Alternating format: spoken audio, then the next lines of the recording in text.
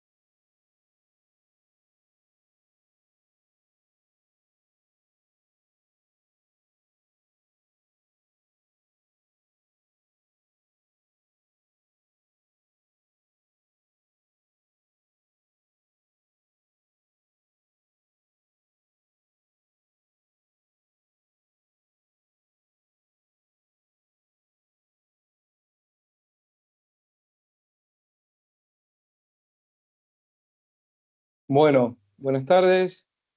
Ahora sí, ¿me escuchan bien? ¿Estás vos, Oscar? ¿Me podés oír? Te escucho bien. Sí, sí, Ah, yo te escucho bien. bueno, primero que nada, muchas gracias, Oscar, por estar presente en esta charla. Es decir, si bien estamos en la misma ciudad, eh, creo que vivimos cerca y es más, hacemos trabajo, bueno, nosotros trabajamos de alguna forma en algunas de las empresas tuyas. Nunca habíamos tenido posibilidad de conversar, salvo el sábado pasado o el domingo pasado que nos vimos en un bar y lo hemos saludado. Así que esta charla va a venir bien para dar una vuelta de tuerca por todo ese lado. Bien. Así que primero que nada Va te a ser un agradezco placer. tremendamente. ¿Ah? Yo primero que nada quería Es un placer. presentar, sí, yo quería presentar un poco lo que va a ser esta charla. Bien. Y principalmente me gustaría presentarla con una frase que para mí yo creo que aplica tremendamente a lo que vos haces. Bien. Hay un libro que se llama el Singularity, digamos, hay un libro que se llama Organizaciones Exponenciales. No sé si lo conoces vos, lo escribió Salim Ismail, de la Singularity. Yo creo que Lo conozco. esta frase es del prólogo de la primera edición y que lo vuelven a repetir en la segunda edición que salió hace 2 o 3 meses, justo estoy leyendo la segunda edición. Yo me acuerdo cuando leí la primera edición no me acuerdo si fue en el 2016 aproximadamente, a mí cambió la forma de trabajar. Y es lo que yo veo en todas las empresas. Es decir, lo que está sucediendo en todas las organizaciones es que tuvieron un avance tecnológico brutal. ¿Qué es lo que hicieron? Instalaron nuevo software, nueva maquinaria, pusieron todo a punto. ¿Bien? Pero estoy compartiendo pantalla, no, perdón, no la están viendo. Pido disculpas. Ahora sí, vamos a poner esta frase que está acá. ¿Bien? Es como que las empresas, normalmente, ¿qué hicieron? Escalaron todo lo que es tecnología, pero a la hora de acomodar la organización, nunca lo hicieron. ¿Bien?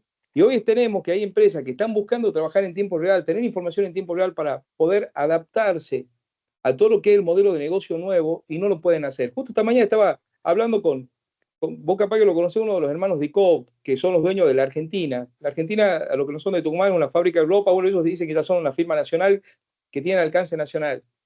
Y él me comentaba, justo estaba en una reunión informal y me comentaba, me dice, Antonio, mira, nosotros tenemos un problema fundamental, que es que hemos puesto toda la tecnología, hemos hecho unidades de negocio nuevas, hemos hecho todo, pero yo me estoy dando cuenta que la organización le falta trabajar en forma coordinada, que le falta trabajar en forma de gestión, digamos, coordinada. Y esto es lo que yo veo siempre. En el caso tuyo hay tres ejes que quisiera que ataquemos, que yo creo que vos lo estás haciendo muy bien, que es lo que nosotros un poco surgió la charla. El primero es cómo estás dando vos, cómo estás manejando la transición generacional. Es algo que es tremendamente difícil. Nosotros vemos muchas empresas de familia y hay distintos modelos de negocio. Bien, vos has entrado con todo un ímpetu, una formación, ya te vas a presentar, que es impecable y aparte la edad que tenés, es impecable lo que estás haciendo. Número dos, ¿cómo estás acomodando la organización a todo ese cambio? Y el que más me preocupa a mí es el último, o que más me impacta, es por qué te decidís a crecer o cómo estás proyectando tu empresa teniendo en cuenta el contexto actual de negocios que existe en Argentina. Entonces, un poco es esto una charla informal que vamos a ir conversando sobre esos tres puntos y haciendo foco que yo creo que hoy donde tenemos que hacer, digamos, donde el punto fundamental que tenemos que analizar hoy es cómo hacen las organizaciones para poder adaptarse a todo ese cambio. Bien, ¿cómo podemos hacer escalar? Yo mucho, si vos leído la segunda edición de Organizaciones Exponenciales, hay una partecita donde dicen las 6D, que es los 6 puntos. Yo muchos de los 6 puntos los asimilaba a tu organización. Así que bueno, quiero empezar a escucharte a vos. ¿Ah? Vale, gracias. Gracias, Antonio, por la invitación y bueno, buenas tardes para todos. Es una alegría y un placer estar acá. Eh, Puedo empezar a responderte en el orden que vos quieras. Me trajiste tres temas: transición generacional, acomodar la organización y por qué decidir crecer. Así es. Son tres grandes puntos que anoté acá que me parecen todos relevantes. Si querés, te comienzo por responder lo primero y la transición generacional y O sea, ¿cómo la estás pregúntame lo que viviendo? quieras. Porque, Bien, mirá, la transición generacional es uno de los issues, de los puntos que para mí han representado el desafío y el aprendizaje más grande de mi propia formación y mi propia historia. Yo hice algunas maestrías en el exterior, pude trabajar en Estados Unidos, tuve la suerte de estar abierto y de estar expuesto a organizaciones mucho más grandes que las que me toca hoy conducir y a problemas significativamente más complejos que los que hoy intento resolver.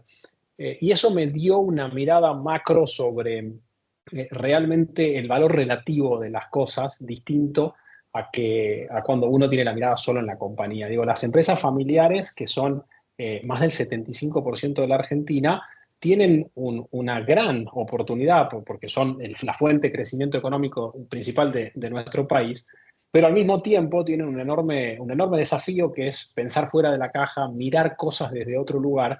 Y yo llegué a la compañía, y te cuento una cosa divertida, yo llegué a la compañía desde Nueva York a Tucumán derecho, o sea, digo, el avión desde John F. Kennedy, Ezeiza, Ezeiza Benjamín Matienzo, directo, y llegué a la empresa y estuve 12 a 15 minutos, y de ahí me tomé 2 años para entrar de verdad y traer una propuesta, digamos, de valor que sea significativa.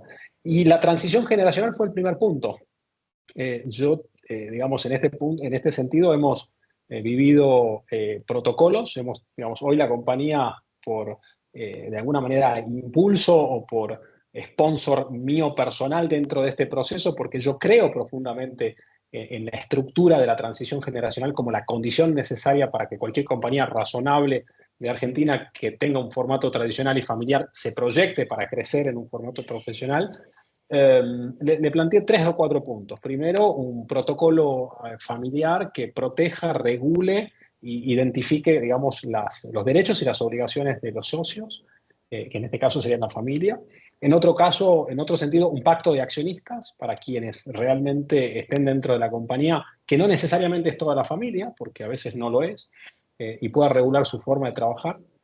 Y tercero, una visión compartida que genere un órgano de gobierno para tomar las decisiones en la compañía que traiga a las mejores competencias a la compañía y no a quienes necesariamente tengan el apellido y formen parte de la familia y no por eso tengan un derecho a decidir cosas que tal vez no son las mejores para la empresa. ¿No sabes Entonces, que sobre ese punto, te cuento una anécdota? Yo una vez en el IAE, en la Universidad Austral, en la Escuela de Negocios, teníamos una charla, creo que era con Guillermo Perkin, un posgrado estaba haciendo, cuando era empresa de familia. Y él contaba el caso de Fredo. Fredo es una heladería acá en Argentina, para los que no son de acá, y contaba que había dejado de crecer. Ellos se dieron cuenta que tenían que franquiciar la empresa para seguir creciendo cuando no tenían familiares para poner en la caja directamente. Y a mí lo que me llama la atención, es decir, yo lo vivo muchas veces en las empresas. Nosotros nos toca, yo soy consultor, bueno, yo soy mucho más grande que vos, yo tengo 58 años y vengo trabajando del año 90. Entonces, vos ves muchas empresas familiares y hay dos opciones. Una opción, el hijo sale, digamos, sale corriendo de la empresa porque se pelea con el padre y se destruye la familia. Hay una segunda opción donde el padre deja, digamos, la generación primera o la generación que estaba en ese momento al mando, directamente se abre las puertas y deja actuar a la segunda generación.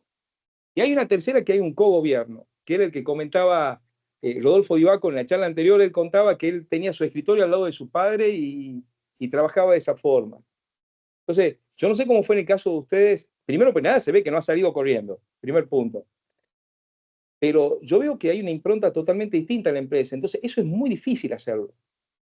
Es decir, ¿cómo encargo, más allá de un protocolo familiar que muchas veces es algo teórico? Yo he visto muchas familias que se encargan y pagan dinerales por hacer un protocolo familiar, pero es un modelo teórico muy difícil de llevar adelante. Muy, muy difícil.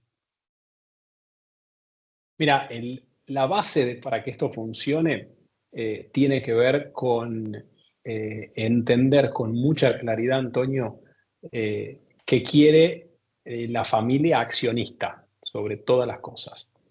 Yo te cuento con profunda transparencia qué queríamos nosotros y por qué hicimos lo que hicimos, que no quiere decir que sea la receta correcta, porque no hay una receta correcta única No, para todo totalmente. esto. Nosotros queríamos algo muy particular y yo fui, como te dije, el sponsor de esta mirada, que era proteger las relaciones familiares de largo plazo y separar la compañía de la familia para ponerla a la compañía en un lugar que le permita proyectarse por sobre y de manera independiente a lo que los accionistas familiares decidan. Y ese fue el paquetito, digamos, de medidas que yo traje y dije, che, quiero blindar a la compañía para cuidar las relaciones familiares y sacarlas del día a día. Y en ese sentido lo que hicimos fue un proceso de 5 o 6 años de discusiones sobre protocolos, sobre acuerdos, que nos llevaron a algunos acuerdos y a algunos desacuerdos que terminaron, digamos, por escindir una parte de la compañía en una fase del proceso, pero que hoy con el libro, digo, del diario del lunes y mirando para atrás, tenemos una compañía que viene creciendo a tasa récord de lo que históricamente lo venía haciendo, con una familia que tiene claro cuál es el valor de la compañía y el rol y no se mete. Y en este sentido, un proceso en donde yo, como la cuarta generación de la familia en la compañía, en principio debería ser, si Dios quiere, el último que está dentro de la compañía y conmigo se termina la posición de la familia operativa en la compañía. Y esto te lo digo a vos, se lo digo a todas las personas que están acá en este espacio, porque también se lo digo a la compañía, porque forma parte del protocolo y porque es algo público. Yo de mi posición como CEO de la compañía tengo una fecha de vencimiento que está en el protocolo, que yo principalmente digamos, lo sponsoreé como concepto y que además quiero dar el ejemplo y vengo cumpliendo con todos los pasos en ese sentido, para de alguna manera esta idea de cogobierno, no cogobierno y demás, resolverlo de una manera muy, muy simple, que es a las sillas de la compañía las vamos a ocupar con las mejores personas o los más competentes para esa posición, independientemente que tengan o no el apellido y que formen parte de la familia. Digo, la compañía no es un lugar para que la familia vaya a buscar trabajo. Teo, Y hay que entender ese concepto, ¿no? no sabes que te cuento, yo viví siempre del otro lado, ¿ok? Yo siempre viví como, trabajando como director financiero, gerente financiero en empresas. Y me tocó, en una de las más grandes que yo participé, que de golpe llegó un yerno que no tenía formación financiera. Y llegó y estuvo arriba mío. Vos no sabés lo que es la desazón cuando venís haciendo una carrera dentro de la empresa y te golpeas con eso. Vos no te das una idea. Es decir, el que lo vive adentro. Tal es así que nosotros hoy, la empresa mía hoy, la consultora es familiar, pues soy socio con mi mujer, mi hija mayor estudia ciencias económicas y trabaja en Marchese, es decir, no trabaja con nosotros. Bueno, hace poco renunció a Marchese y está buscando en otro lado trabajar y no va a trabajar con nosotros, porque yo no quiero que mi equipo sienta lo que yo he sentido. Bien, es decir, que caiga un paracaidista. Eso que está diciendo vos es fantástico. Bueno, te digo cómo fue mi proceso. Yo me recibí de economista en la Universidad Pública en Tucumán. Me fui a Londres a hacer una maestría, estuve 2 años. Tuve la suerte de aplicar a otro proyecto, a otra maestría en Nueva York y me fui 2 años a Columbia a estudiar. Después me quedé trabajando en 4 lugares distintos en Estados Unidos. Volví a la Argentina, hice una experiencia, hice otras cosas más, digamos, trabajé en Naciones Unidas y otras cosas súper divertidas que me abrieron la cabeza. Volví a la Argentina, no entré a trabajar en la compañía familiar, fui al sector público durante un tiempo y después entré a la compañía familiar con un protocolo claro, digamos, de qué teníamos que hacer. Y estuve 12 años recorriendo todos los lugares de la compañía, desde el mostrador de entrega en los depósitos hasta la última posición mía. Debo haber recorrido 22 posiciones aproximadamente. Con lo cual, digo, sacándose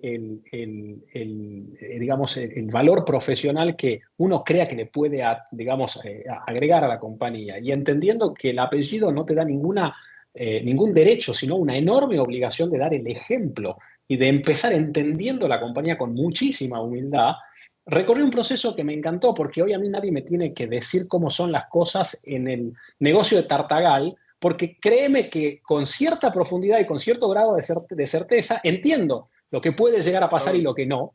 Y si bien no estoy en Tartagal al lado del encargado de mercadería que está entregando la mercadería en el depósito a un cliente, puedo entender con el sistema y con lo que está pasando un cierto marco de claridad. Y digo, y hablar con nuestros colaboradores, hoy son más de 800, con derecho de propiedad sobre el conocimiento. Digo, que no venga un paracaidista No, te quedas, a ocupar una te causa mucha posición. autoridad. Te No, da no. un derecho a ejercer ciertas decisiones que durante un tiempo, y hay que ser claro con el tiempo, porque esto se vence, digamos, tiene un mandato, ¿no? Durante un tiempo uno puede agregar valor. Después de eso, probablemente, y cuando la compañía pasa ciertos estadios, es necesario traer gente que haga el trabajo mejor que uno. Y yo lo digo siempre, debe haber muchísima gente en este mercado que haga el laburo de mi silla donde yo ocupo hoy mejor que yo. Y No, bienvenida, no. digamos, en ese sentido. No, bueno, eso está muy bueno pensar eso. Ahora, vamos al segundo eje. Bueno, ustedes, los participantes pueden ir haciendo preguntas en el chat y las vamos a ir contestando a medida que vayan sucediendo, que se vayan produciendo huecos, entonces vamos a ir consultando, vamos a ir respondiendo, perdón. Ya estás adentro de la empresa, ya has transitado todo el camino, y si alguien conoce lo que dice Guillermo Perkins, que es el gurú, digamos, de las empresas familiares en la Argentina, es de manual, lo que está diciendo es de manual, digamos, es decir, hay que ver el diario del lunes después, digamos, a ver cómo salió todo. Pero como vos decís, ya tenés muchos diarios del lunes metidos adentro, entonces ya está bueno. Yo lo que he visto desde afuera como un espectador, hubo un cambio radical, ¿bien? En la empresa. Hubo un cambio radical en muchos aspectos, ¿bien? ¿Cómo lo has manejado eso? Es decir, a ver, ¿cómo vos has pensado la reestructuración? Pues yo veo que hay empresas que usan distintos esquemas. Hay uno que se palanquea solo en función del conocimiento que tiene el CEO o los directivos y ellos generan el cambio. Y hay otro esquema que es cuando vos agarrás y te munís de los externos o de las personas mejores que sean posibles para empezar a organizar esa estructuración nueva de negocio. ¿Bien? Y principalmente cómo manejás vos, no sé si me permitís que diga, la gerencia fuera del lugar de trabajo. ¿Bien?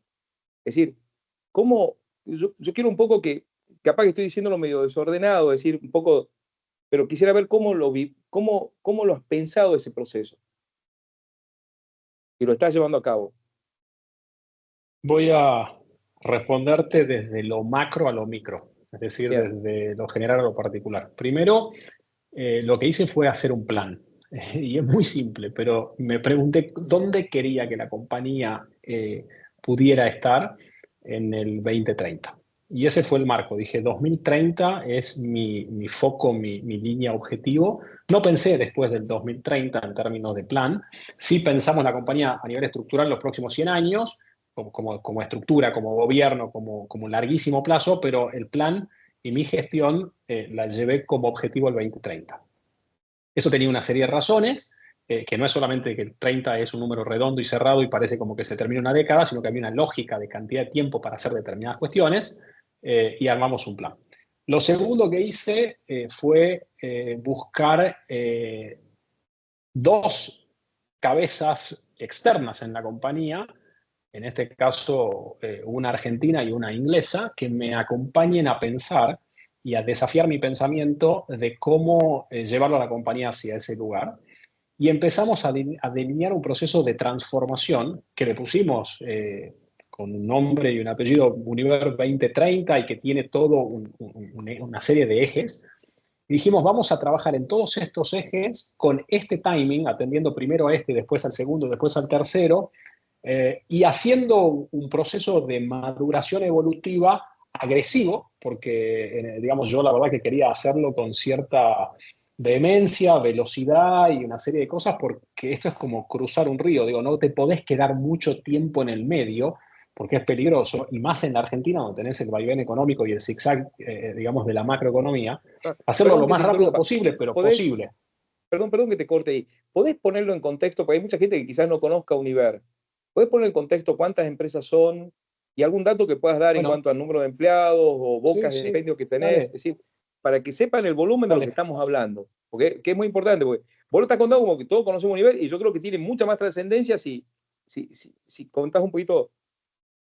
Dale, Univer hoy es un grupo de 5 compañías que tienen más de 800 colaboradores directos trabajando en el día de hoy, que opera en 6 provincias de la Argentina y que el año pasado era el tercer retailer de materiales de la construcción más grande del país después de Easy y otros jugadores y hoy probablemente sea el segundo. de acuerdo a los datos de lo último corte que tenemos al 31 de diciembre. Tiene, digamos, una presencia, como te decía, en una zona relativamente chica en el país, pero con bastante profundidad donde trabajamos, y tiene un proyecto de expansión y crecimiento geográfico para poder entrar a trabajar en otros lugares de la Argentina que hoy no lo hacemos. Vende materiales por mayor, por menor, tiene una cadena de materiales eléctricos que compramos hace un tiempo, y después tiene tiene un canal, digamos, una unidad comercial digital pura que hoy en Argentina lidera en la venta de materiales de construcción, y dos o tres cosas más con distintas marcas y atendiendo a distintos segmentos. Univer no es una marca comercial, es la marca paraguas del holding de las empresas. Y bueno, nada, tal vez Ahora sí, eso resuma un poquito. ahora sí, perdón que la Ok, interrupción, pero creo que es importante para conocer dónde estamos parados, digamos. yo cuando entré a trabajar a la compañía éramos 452, Y lo cual va, no significa nada, pero por lo menos el crecimiento ha sido, digamos, relativamente sostenido, y hemos logrado crecer una tasa importante, salvo el último periodo del año pasado y de este año, que obviamente están las compañías todas en el contexto macroeconómico conocido. Lo que te decía en este punto es que hicimos un plan, trazamos unas verticales de trabajos, cultura, personas, estructura de gobierno, bueno, organización y una serie de otras cosas más, y lanzamos un proyecto que tenía una ventana de tiempo con sprints más chiquititos para poder ir trabajando y cerrando algunos temas. De esa manera, yo empecé a convocar algunos nuevos jugadores a la compañía que trajeron competencias que no teníamos, y empezamos a tener conversaciones sobre cómo ordenar la estructura para cumplir con el objetivo final. Y bueno, hicimos una transformación que creo a nivel organizacional fue muy significativa, sigue siendo, no ha sido fácil, no es fácil. En algunos casos, Antonio, duele, digo, si la transformación no duele y no te incomoda y no te pone en un lugar de cierta tensión, es que realmente no estás no, no, transformando, y es casi como traumatología de empresas, ¿no? O sea, es un proceso no, de no. mover huesos y acomodar músculos para generar mejores capacidades. A veces eso lleva tiempo, y otras veces con hacer los movimientos dañás ciertas estructuras que necesitan tiempo para recuperarse y acomodarse, y el desafío está entre esos movimientos que uno incorpora a la compañía y el tiempo necesario para que toda la estructura se acomode y se pueda ordenar hacia el camino deseado. No, yo lo veo que es muy difícil muchas veces. A mí me tocó, como te digo yo, vivirlo y verlo. Y estos procesos, tenés dos alternativas. La posicionan a la empresa y hacen un crecimiento exponencial, lo que dice Salina Ismail en algún punto, o muchas veces hacen la destrucción de la familia. Y es muy difícil verlo muchas veces en lo que yo le llamo el tema esto que vos has mencionado, el hecho de decir, dejar que la familia salga del negocio. Es decir, como que vos sos el último guerrero que está preparado para poder dirigirla, y si no tenés un sucesor a la altura, buscar el sucesor afuera. Eso es muy difícil de ver en las empresas familiares. Muy, muy difícil ver. Es decir, que dejen la parte operativa. Mira, el proceso de dejar la parte operativa, por ejemplo, el caso de mi padre, es un caso particular porque nosotros diseñamos un soft landing, es decir, hicimos un trabajo de pensar juntos con él y con otra gente cómo él podía dar algunos pasos al costado de la compañía, permitiendo que otras personas, y no yo, y esa era la clave, den pasos hacia adelante. O sea, acá la transición no fue generacional. Yo lo que le dije es, a mí no me transfieras el conocimiento o las capacidades y demás, porque yo me voy a ir de la compañía en esta posición en algún momento, con lo cual tenemos que transferirles a otras personas. Entonces diseñamos un proceso que llevó, Antonio, 3 años y medio, y te puedo decir que al día de hoy le pido a veces a él, che, flaco, vení, que te necesito un poquito para alguna transición de este tema, que quiero que me acompañes, y el acuerdo es ese, es acompañarme acá un poquito en esto, en en lo que vayamos necesitando, y él ha sido muy funcional a eso, ha sido muy generoso en ese aspecto, y nosotros hemos tenido las conversaciones muy claras porque si bien desde la compañía yo me pongo el sombrero del CEO de la compañía y digo, Eduardo, se llama mi papá, digo, Eduardo, y lo trato de Eduardo como dentro de la compañía para separar el rol. Vení, transferime estas cosas a estos jugadores que necesito que me dejes ordenado, pero por otro lado no deja de ser de mi papá.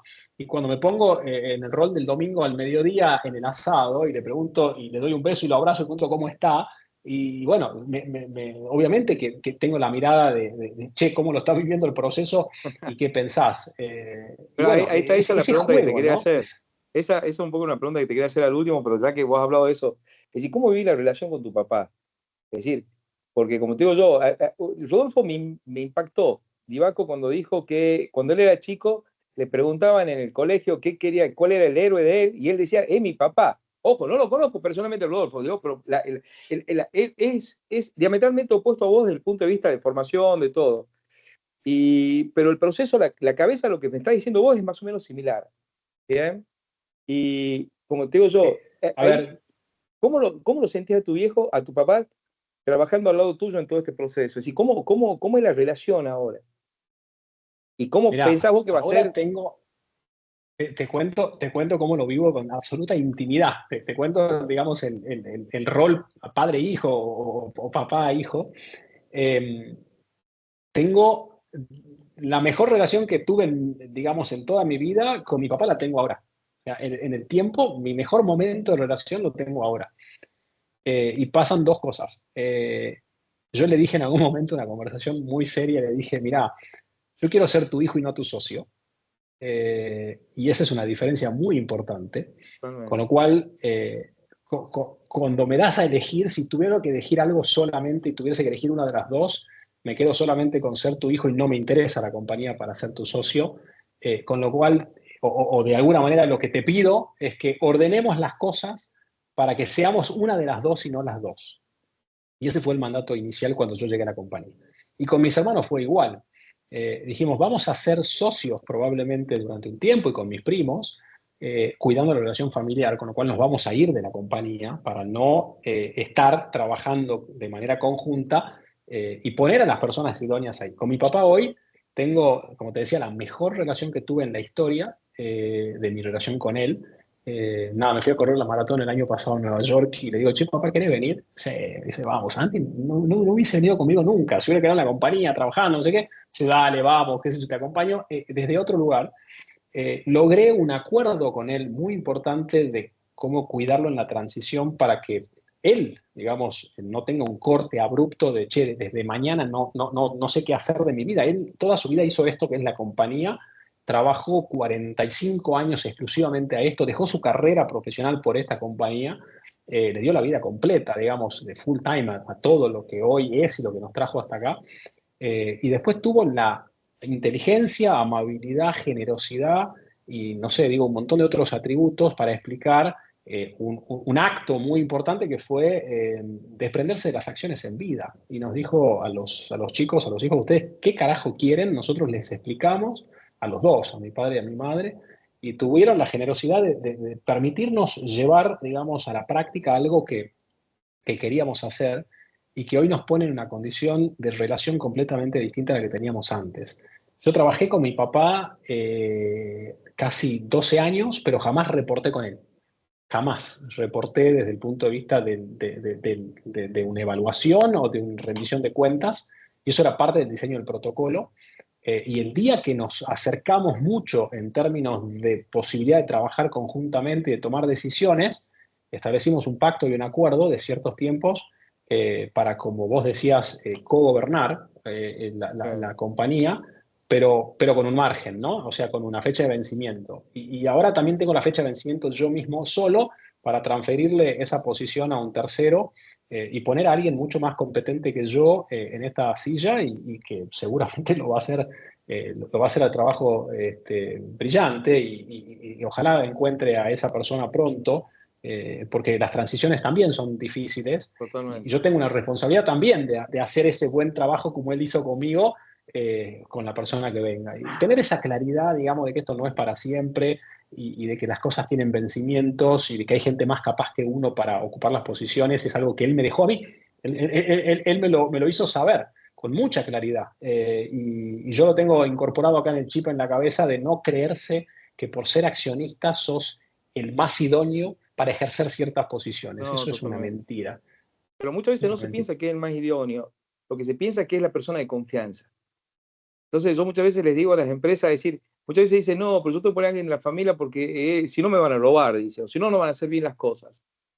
Y yo muchas veces les digo, vos pones a alguien de la familia que sea un inútil y está frito, porque te va a hacer perder una enormidad.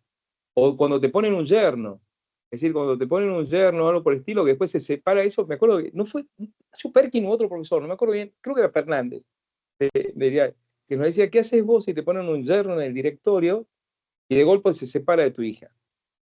O algo por el estilo. Entonces, que era la sangre o la relación política, creo que no te habilita en absoluto para poder hacer un cargo diferencial. A lo sumo puedes transferir estrategia o ser el estratega desde un directorio, pero no el ejecutivo, creo yo. ¿Bien? Cuando vos hablas de confianza, ahí se mezcla la capacidad con el proceso, ¿no? Totalmente. Digo, la confianza, delegarle, poner a alguien por la confianza es decir que la compañía no tiene los procesos y los sistemas Así para poder es, garantizarte la seguridad de la operación. Y eso se totalmente. resuelve atendiendo la seguridad y los procesos. Ahora, eso no se resuelve poniendo a alguien de confianza, porque las personas son transitorias, ¿no? Y al mismo tiempo, poner a alguien de confianza atenta contra la capacidad, porque muy probablemente esa persona no tenga las No, competencias para totalmente. hacer los cambios significativos de largo plazo. Entonces, esa mezcla, esa confusión, ¿no?, de conceptos entre competencias y seguridad o confianza, creo que explica muchas veces algunas decisiones que no son las mejores Totalmente. para las compañías. Lamentablemente las pymes, la mayoría trabajan de esa forma. Es decir, el pensamiento de las pymes normalmente, y las pymes de familias, el 90% sucede eso. Es decir, y implosionan en la segunda o en la tercera generación. ¿Bien? Es decir, directamente dejan de funcionar. Ahora, vamos al tema del crecimiento en tema de crisis, es decir, cómo administrar. Déjame que yo presente algo. A mí me gusta, en este caso, dame un segundito. Este es, a mí me gusta mucho el helado. Digamos, vos habéis a Fredo también, porque el Fredo que está acá. Estas son fotos que saqué yo, ¿ok? Esta es de agosto del 2022. Yo, para que veamos el contexto, para la gente que no es de Argentina, tome un poco el contexto de lo que estamos hablando. Agosto del 2022, el cucurucho costaba 550 pesos. El billete de máxima denominación en Argentina era 1.000 pesos. Es decir, es como decir, un billete de $100 no te alcance para comprar 2 cucuruchos de helado. Diciembre 2023, el mismo cucurucho, en la misma heladería, es una foto que saqué yo, es decir, la panza que tengo de comer helado, digamos, no por otra cosa, costaba 2.200 pesos. Febrero 2024, 3.000 pesos. Billete de máxima denominación, a ese momento, 2.000 pesos. Es decir, fíjense el contexto económico que estamos hablando. Una pérdida del valor, del poder adquisitivo de la moneda que estamos teniendo, donde el billete de máxima denominación no te alcanzaba para comprar ni siquiera un helado. Lo que acá te alcanzaba a comprar un helado y medio aproximadamente. Bien.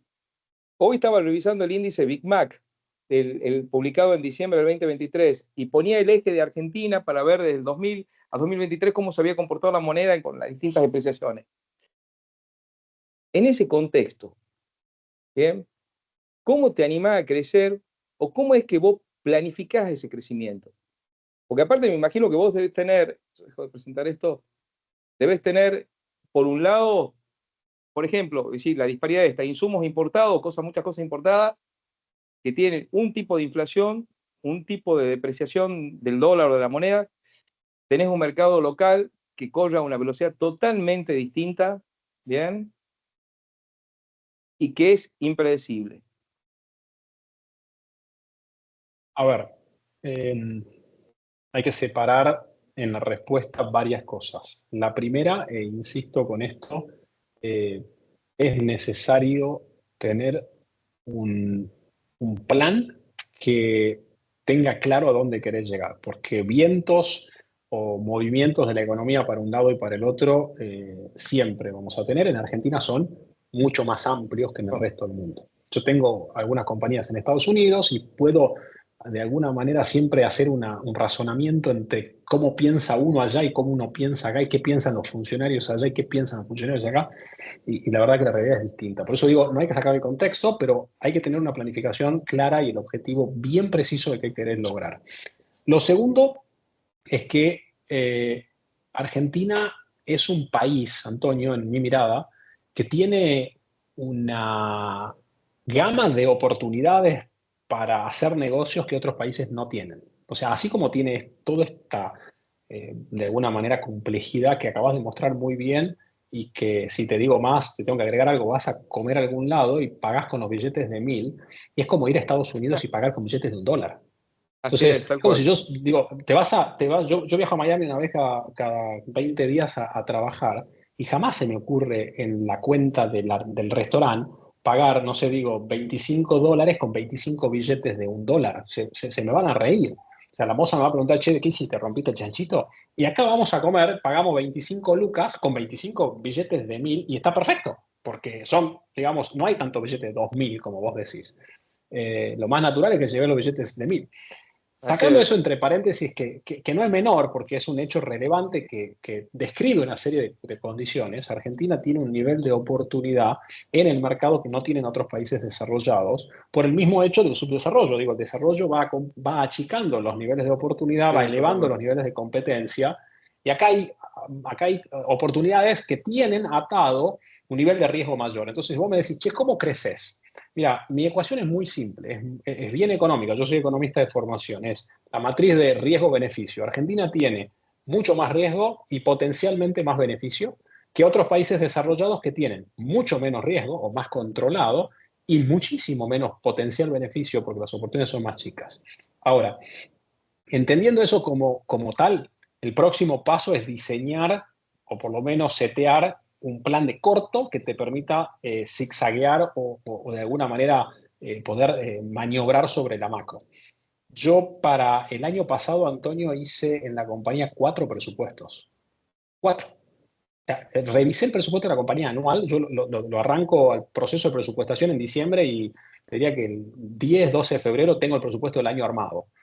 Hice un presupuesto el 12 de febrero del año pasado y lo revisé cada 3 o 4 meses, o sea, 4 veces en el año, porque nada me coincidía con nada. Y vos decís, che, con ese nivel de inflación y con ese nivel de complejidad en la economía, ¿para qué seguís haciendo un presupuesto? Porque no importa. Digo, porque el presupuesto es la herramienta que necesitas tener para saber en un relojito, digamos, dónde vas. Probar no hacer Entonces, el presupuesto. Yo siempre proceso. le digo así a los clientes. Yo siempre le digo, nosotros trabajamos con algunas multinacionales y nos toca hacer el estado de resultados. Es decir, pasó el año pasado en una grande que teníamos que hacer consolidar el económico de Argentina, Chile y Uruguay. Y vos veías el resultado hasta el EBITDA. Y era un número, ¿bien? Era un número que era más o menos parejo los ratios. Te metías la parte impositiva y la parte digamos, de financiamiento, chao, se destruía el EBITDA. ¿Bien? Entonces en esas empresas lo que hacían era no solamente tener, y a mí me toca hoy tenemos una multinacional muy grande también de clientes que le hacemos todo el negocio en Argentina, una distribuidora de gas, y ellos hacen un presupuesto todos los meses. Es decir, Casa Matriz de Europa le pide el presupuesto anual, tal cual vos decís, y lo van ajustando todos los meses. Y cuando vos le preguntás y te dicen, probá no hacerlo. Es decir, no tener idea de lo que estás haciendo. Es decir, por lo menos, y cuando vos ves digamos, el year to date y lo comparás con el año pasado, lo comparás con el presupuesto actualizado, la mejor opción que tenés ese mes y el presupuesto anual y es cualquier cosa, en cualquier Mira, empresa. yo lo que te diría en esa reflexión es, el laburo bien hecho implica tener ciertos controles bajo la órbita de un presupuesto o de un plan. Entonces, si bien la nominalidad nos complica porque la inflación complejiza y el nivel de actividad sube y baja a mucha velocidad, y tal vez hacer un presupuesto mensual es un laburo enorme, digamos, para una compañía capaz que no puede ni siquiera mantenerlo con cierta complejidad.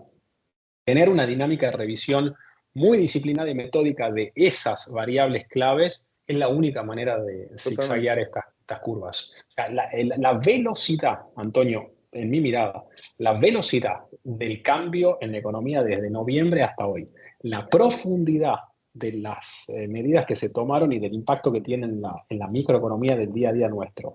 Y además, la mirada de largo plazo de que es un proceso más permanente que temporal y que no es un espasmo, sino que ahora mandan ciertas cosas que antes no mandaban, te obliga a tomar decisiones de una manera que en otros países, yo estoy seguro que la gimnasia no la tienen.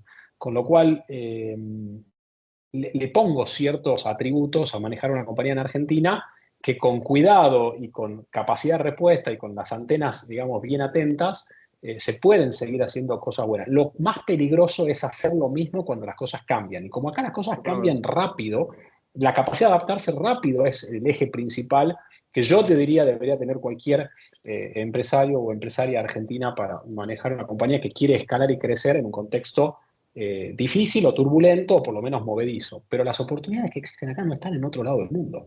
No, totalmente. Yo creo que hay algo clave. Yo no me lo había puesto a pensar de lo que decía y te robo la idea, digamos, para aplicarla después en alguna otra charla, pero te voy a hacer referencia a vos, en el sentido que el subdesarrollo este que tenemos o todo el nivel de complejidad que hay, te abre nichos que de otro lado no lo tenés. Es decir, yo creo que te abre nichos que si vos lo profesionalizás, son oportunidades únicas de negocio que puedes llegar a hacer. Y es realmente bravo. Es muy importante la visión esa. ¿Bien? Eso lo podés visualizar cuando podés operar en otros lados, en otros lugares del mundo con la misma industria. O sea, cuando vos tenés negocios Sí, parecidos o de la misma industria en lugares diferentes y tenés que tomar decisiones, empezás a mirar cosas que antes no mirabas. No sé, por totalmente. ejemplo, en real estate, es decir, en desarrollo inmobiliario, cuando yo en Argentina miro la tasa de interés o la inflación, yo decía, che, bueno, será un 7, será un 8, será un 10. Y en Estados Unidos, yo le digo un 10 o un 7 o un 8 me están diciendo, pero Anual. anual, ¿no? Y acá estamos pensando mensual. Y tener esa capacidad de decir, che, esto pasa en 12 meses, acá pasa en un mes, allá pasa en 12, que no Sí. quiere decir que está bien o está mal. Digo, los proyectos son distintos, las ecuaciones financieras son diferentes y las rentabilidades son distintas.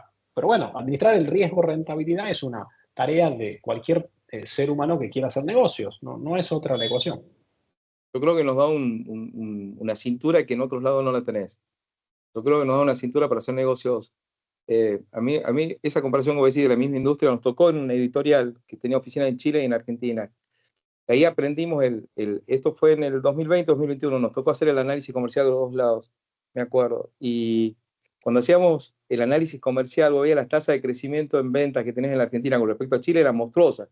Pero cuando lo descomponíamos en el P por Q, es decir, el precio por cantidad, y analizamos la verdadera variación, era una locura. Era totalmente diferente. Entonces, vos veías que la tasa de crecimiento que tenía Chile era fantástica a comparación de la caída que tenía Argentina. En un mismo periodo y para el mismo libro y la misma unidad, la misma forma de negocio y demás. Entonces, yo creo que sí, que coincido plenamente con vos.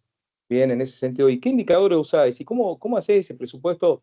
Es decir, ¿cómo lo planteás a nivel global? No te estoy pidiendo detalles, pero más o menos, ¿cómo lo planteás vos El al presupuesto? proceso, el proceso es así, el proceso es así. No quiere decir que este tenga que ser el proceso para todo el mundo, quiero ponerle entre comillas, No, este es totalmente. nuestro proceso y lo comparto con absoluta transparencia para que si alguien pueda sacarle valor, bienvenido y con mucho gusto. Nosotros lo que hacemos es partimos de una proyección macroeconómica del país que tiene 6 o 7 indicadores como crecimiento de PBI, inflación, valor de dólar oficial, valor de dólar paralelo, nivel de desempleo, bueno, relación de poder adquisitivo, es decir, salario real y una serie de cosas más y las proyectamos en el tiempo. Lo segundo que hacemos es proyectamos nuestras operaciones actuales, es decir, la compañía ASIS, como está hoy, si todo siguiera igual y se repitiera el ciclo del año pasado con estas variables macroeconómicas y las llevo a las variables macroeconómicas a la compañía, me da una determinada curva. Entonces, esa sería mi curva ASIS.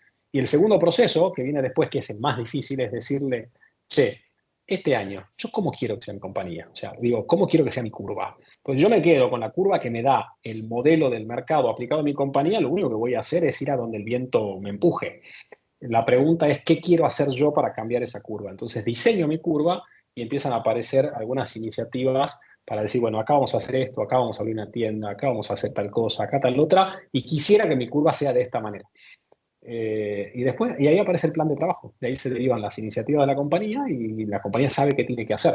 Porque esto no se trata de vender, digamos, ¿no? O sea, no es que todos los años tengo que vender. Si estás en un proceso de expansión, tenés que diseñar la expansión e intentar modelar o modificar la curva. El año pasado le pegamos con cierta claridad, 95% de certeza a la curva que diseñamos. Este año no le pegamos a nada y la magnitud del impacto de la macroeconomía no la pudimos modelar en el año pasado porque no teníamos forma de visualizar este nivel de impacto de hoy y estamos represupuestando y en abril volvimos a hacer todo de vuelta y dijimos, che, vamos a setear el año de vuelta. Pues no me puedo quedar con el presupuesto ni de diciembre ni de enero. Y bueno, el equipo de control de gestión tuvo un laburo importante y la verdad que yo me puse muy demandante, esa sería la palabra, en revisión, revisión, revisión, revisión, revisión. Y bueno, hoy tenemos un presupuesto que con la macro como está, se cumple y nos está costando moldear y cambiar la curva porque está más difícil y el viento está, digamos, más fuerte. Pero bueno, ese es el desafío, ¿no? Al pelo, che, Oscar. La verdad que fantástica la charla. La verdad que a mí me impactó mucho, digamos, y por lo menos me sirvió bastante. Me sirvió mucho en tu visión y cómo le estás planteando la situación. Porque no siempre es útil, digamos, no siempre es fácil ver o que alguien te comente cómo fue todo el proceso. Es decir, cómo lo está viendo el proceso y cómo lo está haciendo. Bien, vamos a ver, creo que hay algunas preguntas. Vamos un segundito. Bueno, viendo la imagen de la compra de helado, que en 2 años se incrementó en más de 5 veces, con ese nivel de economía hiperinflacionaria, ¿cuánto afecta a las empresas familiares? Es decir, hace que las empresas puedan cerrar en el corto plazo, es decir, que, bueno, un poco lo que creo que nos están diciendo es que ese nivel de situación directamente te tira a la empresa abajo, digamos. Y yo acá un poco respondería a lo que vos decías, Oscar, es decir, yo creo que lejos de tirarte abajo, puede llegar a ser una oportunidad de negocio. Es decir, una oportunidad de negocio de algún lado, es decir, tratar de buscar una cobertura de alguna manera de lo que estás haciendo. Por supuesto, hay mercados que se vienen abajo, pero hay Yo creo crecimiento. que yo lo que te agregaría ahí es que si vos podés transferir y tenés la claridad de cómo hacerlo, el cambio en el costo, el cambio en el precio de venta y el mercado te absorbe esa situación, está ok. Totalmente. Eh, Digo, si ese proceso se cumple y vos decís, che, tengo inflación en el costo y yo puedo llevar la inflación del costo al venta y el mercado y la demanda lo permite, estamos perfectos. Acá hay dos problemas para hacer eso, hay dos desafíos, si querés, Antonio. Uno es saber cuánto es mi inflación de costo, con lo cual hay que tener los números para hacerlo a tiempo, porque si no te das cuenta tarde y la inflación de costos ya vino, o sea, ocurre, te guste o no te guste, las listas suben y llegó la lista nueva a precios. Si vos no cambiaste los precios a tiempo, te comiste Así X es. días vendiendo a precio viejo y comprando a precio nuevo, con lo cual te estás rompiendo tu esquema de rentabilidad y afectando tu flujo financiero. Entonces, primero es saber exactamente cómo es el cambio del costo y lo segundo es poder identificar si la demanda te absorbe ese incremento, porque lo más probable es que la demanda demore más. Y si la demanda demora Totalmente. más, tenés que volver al costo para negociar la condición de compra y no aceptar tal Así vez es. ese nivel de inflación de compra. Sí, nosotros lo que hacemos es, cuando lo mostramos, tratamos de dividir en dos el margen de contribución. Entonces, lo que hacemos es evaluar el costo al valor de reposición que vos estás teniendo.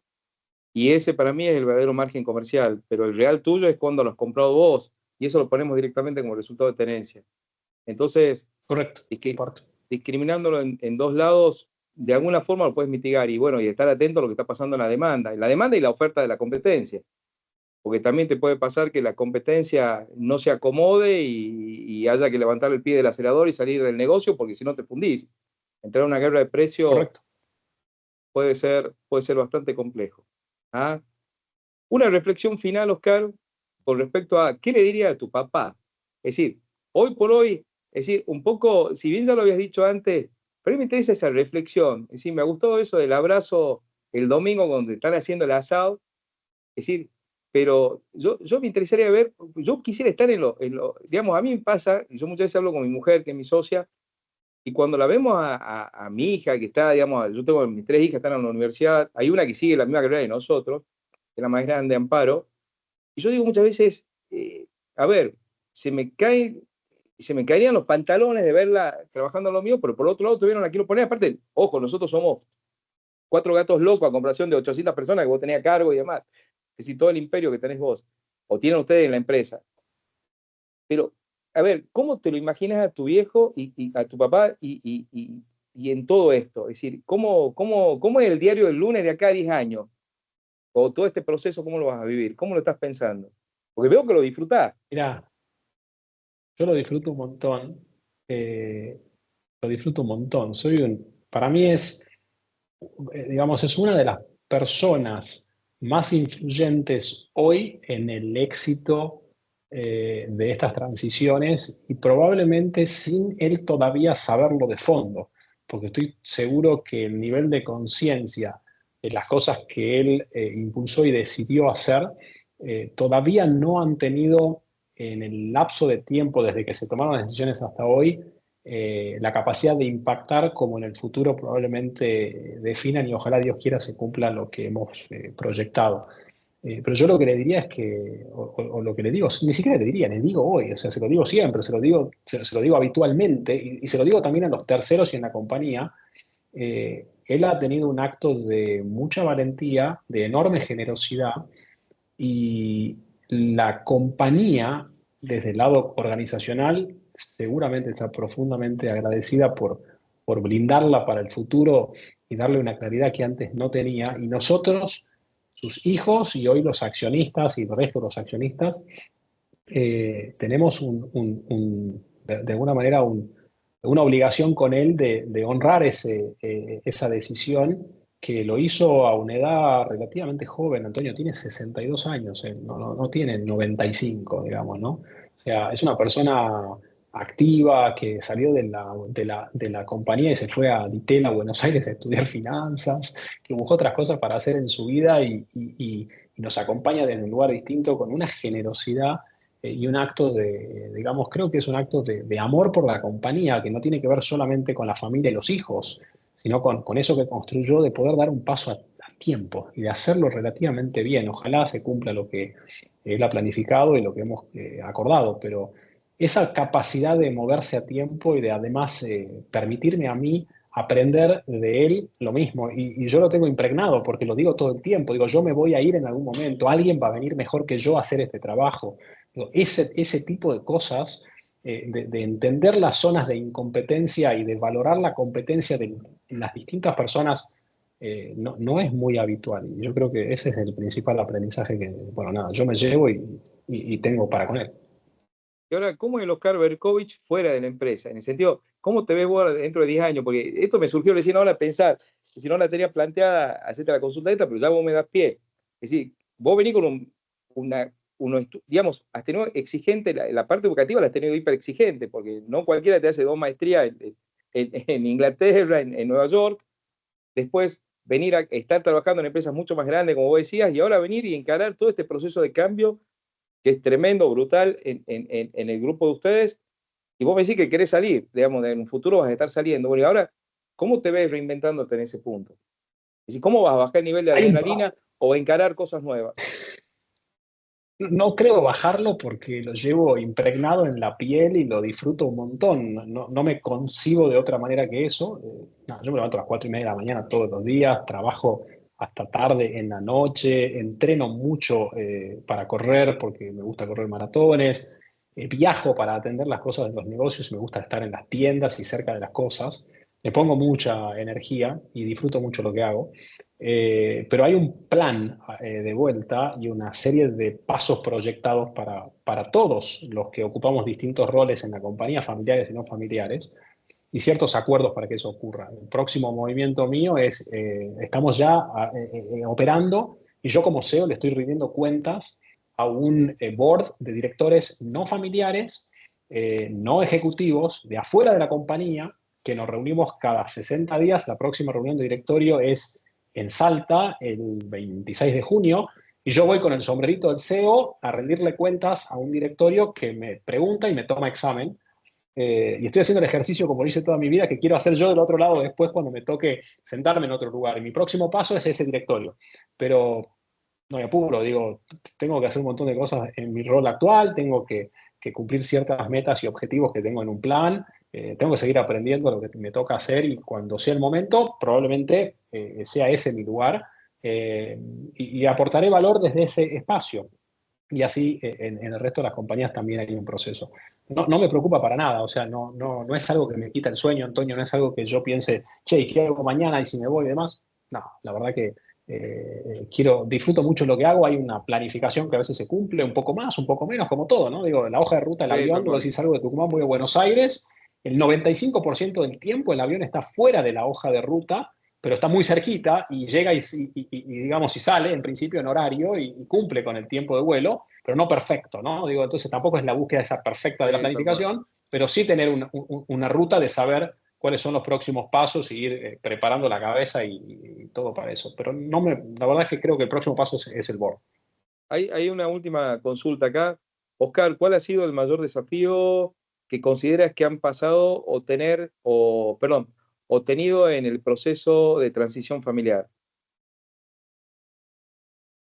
Es una linda pregunta. El mayor desafío de todos eh, probablemente haya sido acordar la participación o no de las personas que no son directamente de la familia o que creo que podrían serlo. Digo, los familiares políticos de la compañía. Oh, eso es Eh, tremendo. digo, nosotros acordamos, después de un proceso muy largo, acordamos que los familiares políticos no iban a participar de la compañía No, bajo ningún punto de vista, y eso llevó a ciertas conversaciones más difíciles que nos costaron en entender que eso podía incluso hasta dejar afuera gente competente, ¿no? Digo, hay gente competente, gente valiosa en la capacidad que probablemente estábamos dejando afuera con esa decisión. Pero acá la pregunta clave es qué querés preservar y qué pones como objetivo. Y nosotros dijimos, es la sustentabilidad de la compañía y es el largo plazo, con lo cual, primero la compañía en ese sentido, mirándola como un eje de sustentabilidad, y por otro lado, preservar las relaciones familiares, porque eso también, como vos dijiste, en un montón de casos es una fuente de potencial riesgo, no digo que sea malo, potencial riesgo, porque pueden pasar cosas. Y dijimos, queremos salvaguardar siempre la relación familiar y a la compañía le vamos a dar trazabilidad, transparencia, sustentabilidad, bueno, decisiones que no. Esa decisión nos llevó mucho tiempo. no, está bárbaro, está bárbaro. Mira, yo te agradezco tremendamente el tiempo. Realmente esto es para verlo 2 o 3 veces, amo mucho los conceptos que has dicho y la verdad que me gustaría después compartir un café o algo por el estilo porque para seguir profundizando temas y te agradezco la generosidad, es decir, la generosidad de brindar tus conocimientos porque es muy enriquecedor. Bien, tener la experiencia, la vivencia en primera persona de cómo se han ido haciendo, tener varios diarios del lunes hechos y poder decir, bueno, acá vamos cumpliendo esto y no es solamente teoría, es fantástico. Y es muy inspirador para muchas personas. ¿Ah? Nada que agradecer y tampoco es un camino lineal en donde todas las cosas salen bien. Hay muchas cosas que no he logrado en su momento obtener digamos, alcanzar, pero la clave no está en no lograrlo, sí lograrlo, sino intentarlo, ¿no? Y volverlo a intentar Totalmente. y darle de vuelta. Y esa disciplina y esa resiliencia explica mucho más a veces las cosas que el éxito o el fracaso en alguna cosa particular. Ha sido un placer y gracias por la invitación, Antonio. Muchas gracias. Al pelo. Muchas gracias a todos por la presencia y bueno, quedamos en contacto. ¿Ah? Gracias, Oscar. Hasta luego.